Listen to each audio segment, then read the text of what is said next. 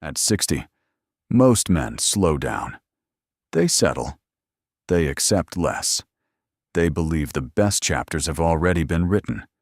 But some men make a different decision. They choose themselves. And what happens next changes everything. For most of their lives, men are taught a very specific script.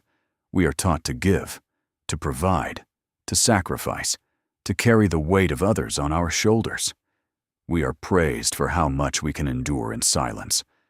But at some point, usually around the age of 60, something shifts. A man looks at his life. He looks at the ledger of his time, his energy, and his wealth. And he realizes he has been last in line for too long. He has funded dreams that weren't his. He has managed emotions that weren't his. And that's when the decision is made.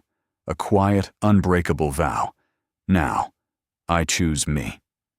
Today, we are going to explore the profound psychological, biological, and financial metamorphosis that occurs when a senior man finally unplugs from the matrix of obligation. This is the anatomy of the sovereign awakening. Let's open the book. Section number 1, Financial Liberation, the Vault of Autonomy. When a man chooses himself, the first and most immediate transformation is economic. For decades, your paycheck was not your own. You were an ATM for a family, an ex-wife, or a demanding lifestyle.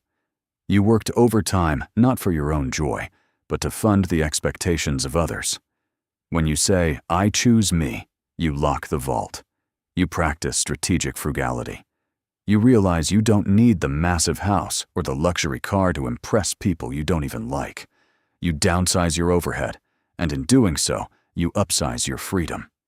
Every dollar you have now belongs entirely to your own peace of mind, your hobbies, or your legacy. You stop being the bailout plan for adult children who refuse to launch, or women looking for a retirement sponsor. This financial invulnerability changes your posture. You no longer walk with the anxiety of a debtor. You walk with the confidence of a king who owns his castle free and clear. Section number 2, Biological and Health Shift, Reclaiming the Vessel. Choosing yourself is a medical intervention. The chronic stress of managing a toxic relationship, walking on eggshells, or grinding at a stressful job floods the aging male body with cortisol. Cortisol destroys testosterone, ruins sleep architecture, and accelerates cardiovascular disease. When you choose peace, your biology reacts almost instantly. You sleep 8 hours uninterrupted because you aren't sharing a bed with conflict. You eat exactly what fuels your body, rather than eating what appeases a partner. You finally have the bandwidth to hit the gym. You replace the energy spent on drama with energy spent on iron. Your testosterone stabilizes. Your blood pressure drops. You realize that aging is inevitable, but decay is optional. By putting your health first, you are not just adding years to your life, you are adding life to your years.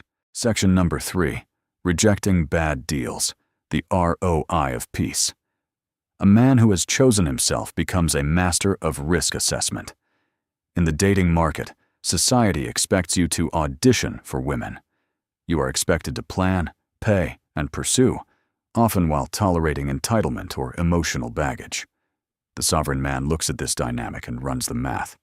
Investment, my peace, my money, my time.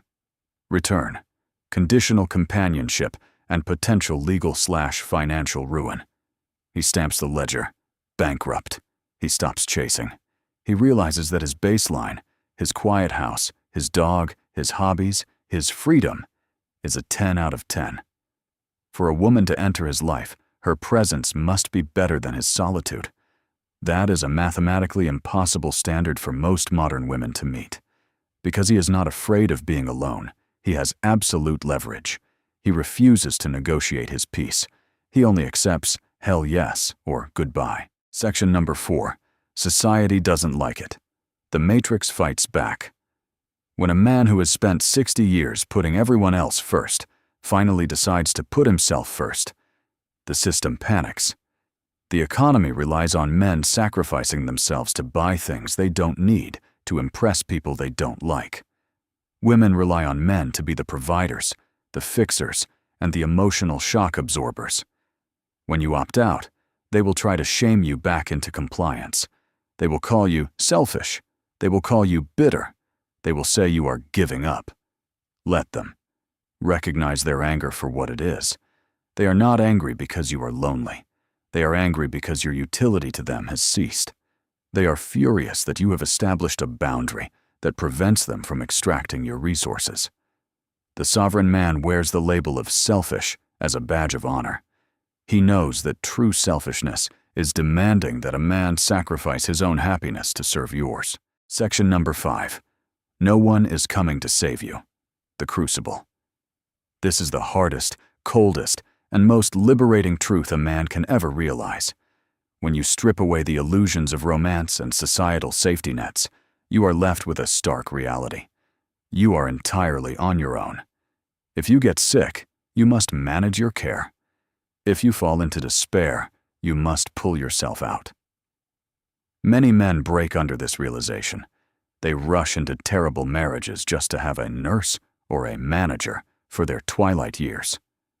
The sovereign man embraces the terrifying responsibility of absolute independence. He realizes that relying entirely on himself is not a tragedy. It is the final exam of manhood. He builds systems. He fortifies his mind. He becomes his own savior. And a man who has looked into the abyss, realized he is alone, and survived it, that man fears absolutely nothing. He is unmanipulable. Section number 6. The new identity, the masterpiece phase. When you choose yourself, you do not diminish. You distill. You boil down to your absolute essence. You are no longer defined by your relationship to a woman, a boss, or a societal expectation. You are defined by your relationship to yourself and your purpose. You find profound meaning in mastery. Perhaps you write. Perhaps you build. Perhaps you mentor younger men. You become a man of substance, not a man of reaction. You stop apologizing for your existence. You stop bending your life to fit into the small boxes required by modern dating. You expand to your full height. And the view from up here is magnificent. So what happens? When older men choose themselves, they don't lose people. They lose distractions. They don't become selfish. They become aware. And in that process, everything changes. When a man chooses himself, he stops surviving and starts living. He trades the chaotic warmth of the crowd for the cold, clear, magnificent air of the mountaintop. He accepts his solitude not as a failure to find love, but as the ultimate, highest expression of human freedom. If you've ever felt like you've been last for too long, this is your moment, because no one is coming. And that is your ultimate power. If you are ready to choose yourself, hit the like button. Subscribe for more truths from the mountaintop. Case closed.